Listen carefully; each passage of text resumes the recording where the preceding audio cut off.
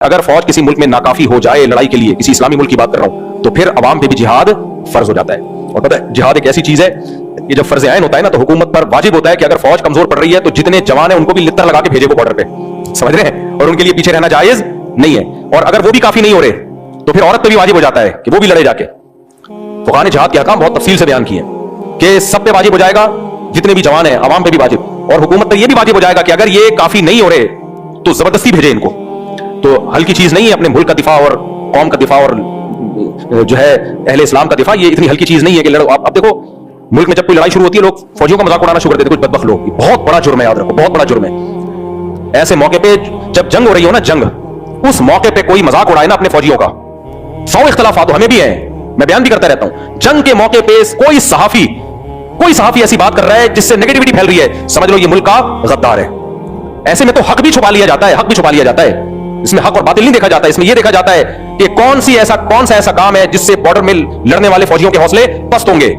کوئی بھی ایسی بات کی جائے، ایسے میں حق بھی چھپا دیا جاتا ہے. اگر کسی کی غلطی ہے اس کو بھی پردہ ڈال دیا جائے گا. مثال کے طور پر کوئی کمانڈر میدان میں کھڑا ہوا فوجیوں کو حکم دے رہا ہے کہ آگے جاؤ، کوئی دوسرا آگے بولتا ہے کمانڈر تو 2 نمبر آدمی ہے. یار اب کہنے کی کیا ضرورت ہے؟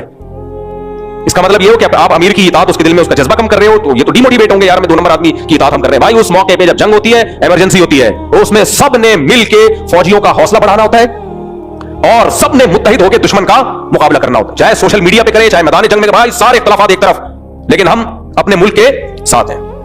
سوال پیدا نہیں ہوتا کہ ہم جب انڈیا نے اٹیک کیا تھا تو بڑا اچھا ایک لوگوں میں جو مخالفین بھی تھے وہ بھی حامی ہونا شروع ہو گئے، لیکن کچھ بدبخت ایسے خبیث تھے وہ آخری دن تک مخالفت کرتے رہے ہیں ہماری فورسز کی. خود ہی لڑیں، ہم تو نہیں لڑیں گے، انہی کا کیا کرتا ہے، اس طرح کی بکواسات کر رہے تھے. لیکن جب ادھر سے میزائل داغے گئے ہیں اور پاکستان کو فتح ہوئی ہے تو پھر آگے واپس پڑے گا نا. یہ منافقین کا یہی ہے، لا الہ الا اللہ ولا الہ الا اللہ. تو اس لیے میرے بھائی لڑائی میں جو ہے نا متحد ہو جایا کرو اور یہ کوشش کیا کرو یار ہمیں بھی موقع ملے بارڈر پہ جانے کا. بارڈر پہ لڑائی ہو، فوجی کمزور پڑ رہے ہو، ہر نوجوان کا جذبہ ہونا چاہیے مجھے بھیجو یار. تو ایسے موقع پہ یہ جذبہ ہونا چاہیے. بے غیرت قسم کے جو صحافی بکواسات کر رہے ہیں نا، ان کی مت سنو. اس موقع پہ کچھ بے غیرت صحافی ہے، وہ گند ہی ان کے منہ سے ہمیشہ گو ہی نکلے گا. باقی جب جنگ ختم ہو جائے پھر لڑو آپس میں. وہ تو ہم لڑ رہے ہیں، اللہ کا بڑا فضل ہے، سیاسی لڑائیاں بھی ہوں گی وغیرہ وغیرہ بھی ہوگا، تو پھر لڑو آپس میں. دشمن کے سامنے کیا ہے؟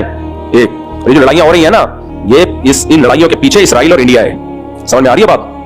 کیونکہ پاکستان ایک واحد ایٹامک طاقت رہ گئی ہے، وہ کبھی بھی سامنے سے آئے تو مار کھائی نا، تو دائیں بائیں سے آ رہے ہیں وہ. تو یہ اس لڑائی کو آپ یہ نہ سمجھو کہ یہ افضل جہاد نہیں ہے، یہ بہت بڑا جہاد ہے. کیونکہ یہ لڑائی جن سے ہو رہی ہے وہ اسرائیل اور اصل میں انڈیا کی لڑائی ہے. یہ وہ دونوں مل کے ہم سے لڑ رہے ہیں کیونکہ پاکستان ایک واحد طاقت رہ گئی ہے. انہوں نے اس ملک کی واٹ لگانی ہے تاکہ کباب میں جو سب سے بڑی ہڈی ہے وہ سائڈ پہ ہو جائے. اس لیے جذبہ پیدا کرو اپنے اندر. ایسے موقع پہ تو یہ تو متحد ہونے کا بہترین موقع ہے. اللہ فرماتے ہیں جو کفار سے جب لڑائی کرو نا تو ان کو چاہیے تمہارے اندر سختی محسوس کریں. صحیح ہے نا؟ کیا محسوس کریں؟ جب لڑائی ہو تو ان کو لگے کہ غلط لوگوں سے ہمارا پالا پڑ گیا.